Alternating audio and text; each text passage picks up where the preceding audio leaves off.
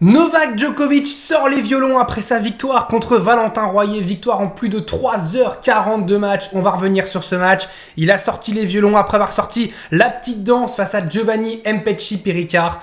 Match joué dans une chaleur intense à Roland-Garros, là contre Valentin Royer. On va débriefer ce match, analyser ce qu'a fait Novak Djokovic. Et est-ce que Novak Djokovic est prêt pour le nouveau combat qui va sans doute l'attendre, soit face à Dino Prizmic qui mène 2-7-0 contre Joao Fonseca, soit contre Joao Fonseca. Novak Djokovic qui pourtant avait très bien démarré dans une chaleur étouffante. On le voit avec les deux joueurs qui ont la casquette, plein soleil. Alors il y a eu un peu d'ombre après la fin du match, en tout cas plein soleil au début de match. Encore une fois, 35 degrés environ, ressenti bien plus. On va y revenir sur d'autres joueurs notamment qui ont fait des malaises. Et on a un Novak Djokovic qui démarre très bien, qui break très tôt Valentin Royer et qui s'envole dans ce début de match, notamment ce retour aussi en coup droit magnifique. Et on a Royer un petit peu qui essaye, mais qui est un peu spectateur du match. Et on a un Djokovic qui sait, qui fait une course contre la montre. On le sait, Novak Djokovic, il veut remporter un nouveau grand chelem. Le but, c'est se dépêcher. C'est remporter les matchs le plus rapidement possible, le plus facilement possible. Et donc là, il se donne toutes les chances en faisant un premier set parfait, en lui mettant 6-3, notamment avec ce match en laissant un rebond pour Novak Djokovic, 6-3 pour le premier set. Deuxième set, pareil, un Djokovic qui est monstrueux, qui est au-dessus de Valentin Royer. Et là, on a 1h24 de jeu. Et on a un Djokovic qui mène 6-3, 6-2. Honnêtement, le scénario, il est parfait pour lui de jouer en pleine journée et d'avoir ce match, entre guillemets, facile pour le moment pour Novak Djokovic. 1h24, on va avoir 2 sets. On va être à 2h, on va être à quoi 2h20 pour les deux autres sets, donc ça va être monstrueux parce que Valentin Royer va se battre, va s'accrocher jusqu'au bout. Valentin Royer qui va être breaké dans le troisième set, qui va revenir, qui va sauver une balle de match sur un rallye exceptionnel là contre Novak Djokovic, où Djokovic tente une glissade dont il a le secret, un revers en glissade dont il a le secret qui va être juste derrière.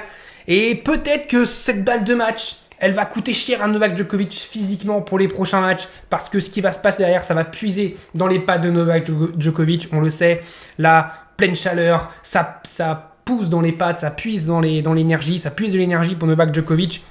Et cette balle de match qui n'est pas manquée en fait, qui est sauvée par Valentin Royer parce que c'est un long rallye. Et Royer, honnêtement, il fait un super point. Et derrière, Royer qui va être colossal en s'offrant une balle de 7.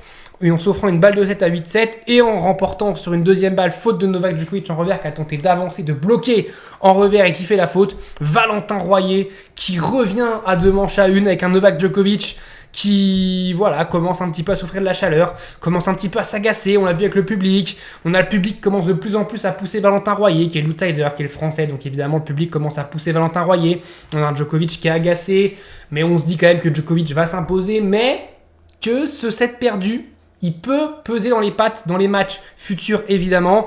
Et Novak Djokovic qui va repartir et breaker très très tôt dans ce quatrième set. Valentin Royer qui pourtant avait l'occasion de s'offrir des balles de break dans le premier jeu du quatrième set. Il a raté une amortie notamment pour s'offrir une balle de break. Enfin, il n'a pas été loin de mettre la pression à Djokovic. Il n'a pas réussi à le faire malheureusement pour lui. Et c'est là aussi où Djokovic est très fort. C'est qu'après ce gros coup de perdre ce troisième set, c'est un gros coup au moral pour Djokovic. C'est de réussir quand même à repartir exactement dans le quatrième set et tout de suite mettre un petit peu sous l'eau Valentin Royer qui était revenu, mais qui était sur un nuage dans le tie-break du troisième set, dans cette fin de troisième set. Il fallait tout de suite un petit peu stopper l'orage, calmer l'orage, parce que Valentin Royer jouait très bien et il tenait mieux la balle que Novak Djokovic par moment, notamment dans la fin de troisième set. Donc il fallait tout de suite calmer ça. Donc break Novak Djokovic. Ensuite, des points dont il a le secret, un décalage coup droit. Il te trouve cette zone-là qui est très difficile à trouver, franchement, courte, comme ça, croisée, courte, qui sort et qui, coup gagnant, c'est magnifique. Franchement, cette balle-là, elle est magnifique pour Novak Djokovic, qui va célébrer en plus derrière. Et il a totalement raison parce que cette balle, elle est magnifique pour le Serbe. Et on va avoir cette fin de match complètement dingue où Novak Djokovic va mener 40-15.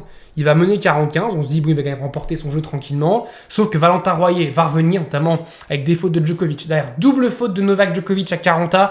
Il en a fait dans les moments importants, des doubles fautes, le Serbe. Et sur cette double faute, on va avoir donc balle de break pour Valentin Royer, balle pour revenir à 5-4. Énorme point, avec une énorme défense de Novak Djokovic. Encore une fois, à 39 ans, une défense comme ça, après 3h30 de combat, c'est complètement fou. Et Valentin Royer qui va derrière faire la faute, mais c'est une faute C'est une grosse faute, mais c'est une grosse faute parce que Djokovic l'oblige en fait à faire cette faute-là. Djokovic lui dit mais vas-y, mais mets-moi ce coup gagnant. T'es obligé de faire un coup de malade pour me mettre le coup gagnant parce que je vais rien lâcher. Et c'est ce qui s'est passé. Il a fait des grands écarts parce que Valentin Royer, il le mettait à 2 mètres de la balle, mais Djokovic il y allait. Il fallait le mettre à 3 mètres de la balle et c'était pas possible. Et donc il fait la faute. Novak Djokovic derrière va faire ça et ça au public. Évidemment, c'est de bonne guerre. C'est de bonne guerre du petit trash talking entre Novak Djokovic et le public, cette bonne guerre, parce que voilà, le public était évidemment à partie pour Valentin Royer. Il voulait aller qu'il aille chercher ce 5e set. Et Novak Djokovic, évidemment, lui, il n'avait pas du tout envie de ce 5e-là. Ensuite, point à 40, point monstrueux. Et on voit Djokovic qui exulte, qui sait que c'est un moment important. Il doit tuer ce match à ce moment-là. Il n'a pas été capable de le tuer dans le tie-break du 3e set. Valentin Royer était très solide. Il n'a pas été capable, même quand il avait le break dans le 3e set, il n'a pas été capable là, à 5-3, 40-15. Il faut absolument qu'il remporte ce match. La prochaine balle de match va être sauvée d'une demi-volée magnifique de Valentin Royer. Et ensuite, on va avoir un nouveau rallye remporté. On va avoir un ace et un nouveau rallye remporté par Novak Djokovic. 3h43 de jeu. Novak Djokovic peut souffler. Il est au 3e tour, mais il a dépensé de l'énergie. Et il peut féliciter évidemment Valentin Royer qui a fait un super match. Franchement, bravo à Valentin Royer qui, pendant 2 sets, était un petit peu spectateur de Novak Djokovic qui était clairement au-dessus. Et puis, il s'est pas laissé abattre, même quand il y avait le break dans le 3e set pour Djokovic. Il aurait pu se laisser abattre et se laisser perdre, entre guillemets. Ça veut dire perdre les pédales et lâcher un petit peu. Et il a continué à se battre, à s'accrocher jusqu'au bout. Et y croire jusqu'au bout, même dans le 4e, quand il sauve balle de match. Il continue à y croire, il continue à se dire que c'est possible. Que voilà, l'exploit de battre Novak Djokovic est encore possible. Et rien que pour ça, j'ai envie de dire bravo d'avoir cru en fait, d'avoir toujours cru tout au long du match qu'il pouvait remporter ce match, même en ayant pris 3-2 dans le premier set, en étant clairement en dessous de Novak Djokovic. Il a réussi à grignoter un petit peu petit à petit, et il a puisé dans le carburant de Novak Djokovic. Et Novak Djokovic, qui a le grand respect à la fin entre les deux, hein, qui voilà, félicité Valentin Royer, je pense, pour son fabuleux match, parce que franchement, à partir du 3e set, c'était colossal ce qu'a fait Valentin Royer. Et Novak Djokovic qui au prochain tour jouera donc Dino Prizmic ou Joao Fonseca. Au moment où je tourne, il y a 2-7-0 pour Dino Prizmic. Et c'est pas une bonne nouvelle pour Novak Djokovic, je trouve, à mon avis. Parce que quand j'avais parlé du tableau, j'avais dit qu'on allait avoir pour moi Novak Djokovic, Fonseca. Et je me disais que Fonseca allait surjouer contre Djokovic et que Djokovic, du coup, allait passer grâce à ça.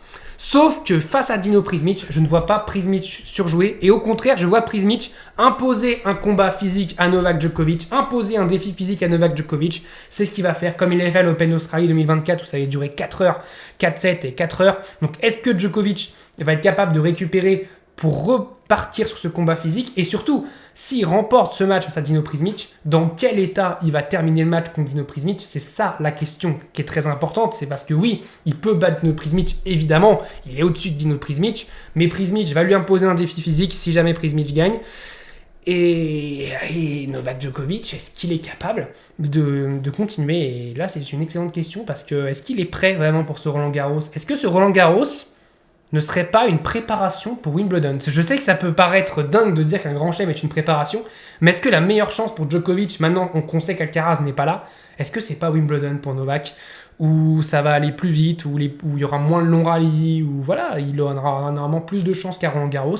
Il y a aussi moins de joueurs dangereux que sur terre battue. Donc c'est une question que je me pose. Je sais pas si vous avez la réponse, en tout cas personne je pense à la réponse à part Djokovic, et je sais même pas si lui-même a la réponse, mais est-ce que ce Roland Garros c'est pas une préparation pour Wimbledon? On va aussi parler de cette chaleur qui est très très très dangereuse pour les joueurs et montrer à quel point ce qu'ils font c'est des prouesses physiques, parce que c'est complètement dingue. Jakub Mensik qui s'écroule en s'imposant en 5 manches contre Mariano Navone, 6-3, 2-6, 6-4, 1-6, 7-6, 13-11 dans le super tie-break, un super tie-break de 25 minutes, et surtout un Jakub Mensik qui n'a pas pu se relever. On a eu ensuite les pompiers qui sont arrivés parce qu'il n'a pas pu se relever. Il s'est relevé après 10 minutes, il a réussi à sortir du terrain en marchant, et heureusement, mais ça montre à quel point c'est des prouesses physiques, ce que font tous les joueurs, toutes les joueuses, les ramasseurs de balles, les juges de ligne aussi, les arbitres qui subissent cette chaleur qui est une chaleur à crever, clairement, il faut le dire, c'est très dangereux ces conditions, on le voit. Il y a Mensik qui était au bord du malaise, qui a même fait un malaise, il faut le dire, il lâchait sa raquette pendant les échanges, il a pris plein d'avertissements et de deuxième balles de service parce qu'en fait, il prenait du temps, mais parce qu'il n'arrivait plus à marcher, il crampait et tout, c'est une catastrophe. Et franchement, je sais pas comment il a fait pour remporter ce match, parce que il n'arrivait plus à bouger, en fait. c'est juste, il a tenu grâce à sa tête parce qu'il s'est dit, il faut que je continue. Et quand il termine sur ce coup droit gagnant, il lâche tout en fait. Il se laisse tomber et il peut plus se relever. Il n'arrive plus à se relever. Et c'est bravo à Mensik d'avoir remporté ce match. Dans quel état il termine ça aussi? Parce que dans 2 jours, Jakub Mensik, il est de retour sur le terrain et il joue qui? Alex de Minaur qui lui est au frais, est au placard tranquillement parce qu'il n'a pas joué contre Alexander Blocks. Et du coup, de Minaur, il va arriver tranquillement vendredi. Il va jouer contre Jakub Mensik qui aura eu ce match de malade dans les jambes parce que ça a été un match de malade de 4h40 dans les jambes face à Navonné. De Minaur arrive avec un match en moins dans les pattes, un match en plus sous la chaleur en moins dans les pattes. Et on sait que sous la chaleur, il y a encore plus de dimensions physiques qui jouent. Donc Alex de Minaur, normalement, part largement favori contre Jakub Mensik. Mais déjà, bravo à Mensik de s'être imposé parce qu'il y a beaucoup de défaites terribles en 5-7 pour le Tchèque. Celle-là, elle est très, très, très, très, très importante pour lui. Elle est très difficile aussi pour lui parce que on voit l'état dans lequel il est. Mais bravo. Bravo à Jakub Mensik. Et franchement, bravo à tous les athlètes franchement qui font du sport sous ces conditions-là parce que c'est très difficile et cette image-là pour moi elle montre à quel point c'est très difficile de jouer au tennis sous ces conditions-là et que pourtant on a des pros qui arrivent à le faire et respect à tous ces pros-là rien que pour ça parce que on a ce sont des héros qui jouent sur le terrain, qui sont prêts à mourir quasiment sur le court parce que Mensik, je suis désolé, mais là il donnait sa vie sur le court, à la fin il peut même plus bouger, il est au bord du malaise, Jakub Mensik, donc voilà, terrible pour Navonné qui lui était prêt à jouer pendant 10 heures, j'avais l'impression, mais ouais, Mensik qui a été un peu plus solide dans la tête à la fin. Il a pris aussi des avertissements sur balle de match. Ça a été vraiment une fin de match complètement dingue. 7ème balle de match pour Jakub Mensik, quand on a eu 2 avant à 5-4 dans le 5e set. Donc voilà, très très compliqué. On a eu aussi Roublev qui s'est imposé un gros combat contre Karabelli. On a eu aussi Kachanov qui rate un match improbable sur balle de match, mais qui ensuite remporte son match. On a eu pas mal de belles choses aujourd'hui. On va voir cette fin de journée avec le Marach, Alexander Zverev. On va voir aussi si Fonseca est capable de remonter face à Dino Prizmic qui joue très très très très bien. Donc voilà, on se retrouve très vite pour parler de la suite de Roland Garros. N'hésitez pas à commenter, à liker, à vous abonner si la vidéo vous a plu, me dire votre avis sur Novak Djokovic. Je vous dis salut à tous, portez-vous bien.